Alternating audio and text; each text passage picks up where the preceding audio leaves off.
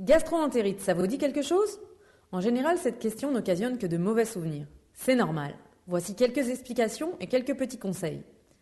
Le norovirus est le virus qui cause le plus fréquemment la gastro-entérite. C'est un virus qui a tendance à préférer les saisons plus fraîches, l'automne et l'hiver, et qui affectionne particulièrement la période des fêtes.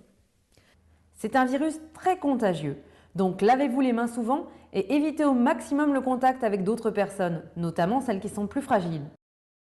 Soyez rassurés, la gastro-entérite virale est généralement sans gravité et dure entre 24 et 72 heures. Le seul hic au tableau, ce sont ces symptômes qui, disons-le, sont loin d'être agréables. Diarrhée, crampes abdominales, nausées, vomissements, fièvre. Et malheureusement, il n'existe aucun remède miracle pour accélérer le processus de guérison. La gastro est bien le mal dont vous souffrez? Voici votre programme des prochains jours. Repos, hydratation, régime alimentaire adapté. Qu'est-ce qu'on entend par adapté? Adapté à votre estomac qui semble ne plus rien supporter. C'est pas le fun, on le sait bien.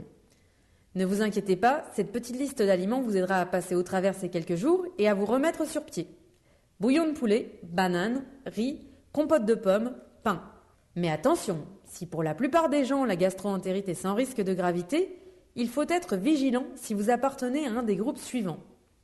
Enfants de moins de 2 ans, personnes âgées de 65 ans et plus, femmes enceintes, personnes atteintes d'une maladie chronique.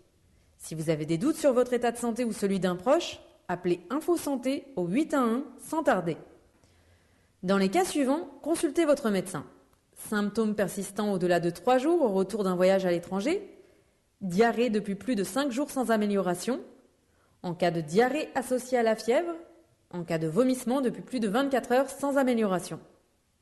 Et pour des symptômes plus graves, du type sang dans les selles, troubles respiratoires, confusion, raideur de la nuque, rendez-vous aux urgences près de chez vous. Pour en savoir plus, santémontréal.ca/hiver en santé.